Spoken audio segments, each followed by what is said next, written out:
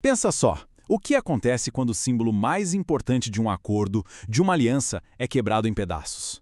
É o fim de tudo? Ou será que existe uma segunda chance?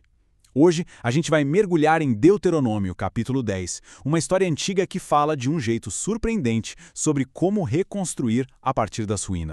Olha, essa é uma pergunta que, no fundo, todo mundo já se fez, né?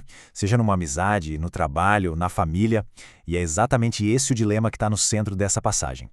Vamos ver como uma história de milhares de anos pode oferecer um roteiro bem interessante para essa questão tão universal. Então, o cenário é o seguinte: o ponto mais baixo possível. As tábuas da lei, que eram o coração da aliança, foram feitas em pedaços. Parece que tudo está perdido. Mas é justamente nesse momento de ruptura que vem uma ordem direta de Deus para Moisés, dando início não a um simples conserto, mas a um verdadeiro recomeço. E o fascinante aqui é que essa reconciliação não é só uma ideia abstrata, sabe? Ela é física, é palpável. O texto descreve todo o processo. Moisés tendo que talhar novas tábuas, construir uma arca para protegê-las e então receber as mesmas palavras de antes. Cada passo é uma ação deliberada, mostrando que restaurar algo exige esforço, exige intenção. E o resultado tá aí. A segunda chance se tornou algo concreto. A lei agora está segura, protegida dentro da arca, fisicamente presente bem no meio da comunidade. A restauração está completa. A aliança que antes estava quebrada agora tem um lar. Bom, com os objetos sagrados restaurados e em segurança, a narrativa muda o foco. A pergunta agora é: quem vai cuidar deles? E isso nos leva a um grupo bem específico de pessoas, a tribo de Levi. O texto define o papel deles de uma forma muito clara, com 3 funções sagradas. Eles são os responsáveis por carregar a arca, que representa a presença de Deus. São os ministros que servem diretamente a ele, e são a voz que abençoa o povo em nome dele. É uma responsabilidade gigantesca que os coloca numa posição totalmente diferente das outras tribos. E essa diferença fica ainda mais nítida aqui. Enquanto as outras tribos ganham terra como herança, algo que dá para medir, para tocar, os levitas recebem algo radicalmente diferente. A herança deles, como o texto diz, é o próprio Senhor. Pensa na profundidade disso. O valor, a identidade e o sustento deles não vêm do chão, mas da proximidade com Deus. Com a aliança restaurada e os guardiões estabelecidos, a história faz uma pausa estratégica. Ela sai do o que aconteceu para focar na pergunta mais importante de todas. Tá, mas e daí? O que tudo isso significa na prática? O que de fato é esperado do povo? E então o texto joga essa pergunta, de forma direta, penetrante. É um momento de clareza total. Depois de toda a história, de todos os rituais, a questão fundamental é colocada na mesa. O que, afinal de contas, Deus realmente quer? E a resposta é surpreendente. Não se trata de rituais complicados ou sacrifícios.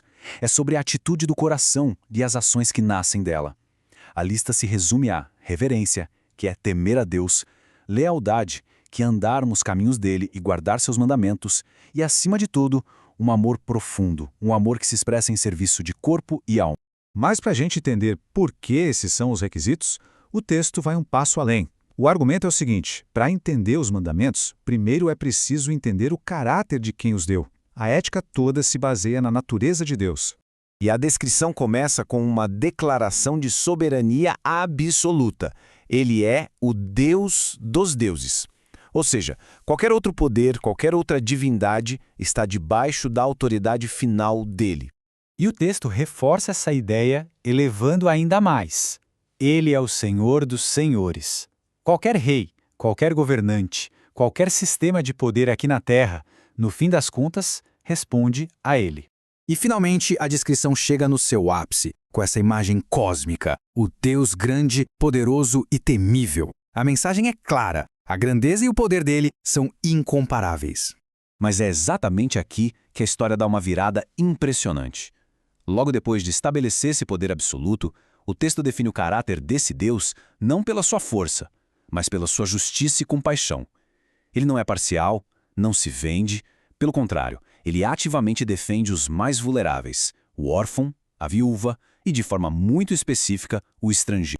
E essa característica de Deus, o seu amor pelo estrangeiro, que leva a uma ordem direta, uma ordem inescapável para o povo. A teologia se transforma em ética, na prática.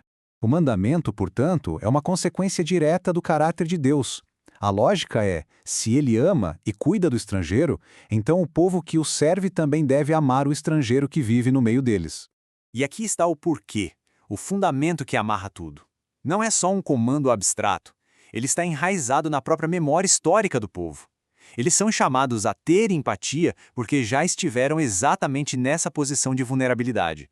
A memória coletiva deve gerar compaixão. E para que essa memória nunca se apague, o texto lembra das origens incrivelmente humildes deles. Um clã de apenas 70 pessoas. Não era uma nação, não era um exército, era um pequeno grupo familiar, vulnerável numa terra que não era deles. E o contraste com o presente é impressionante.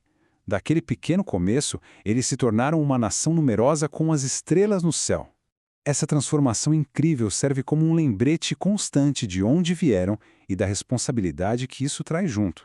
E assim, essa análise de Deuteronômio 10 nos deixa com esta questão que é poderosíssima. A história não é só sobre o passado, é um desafio que atravessa o tempo.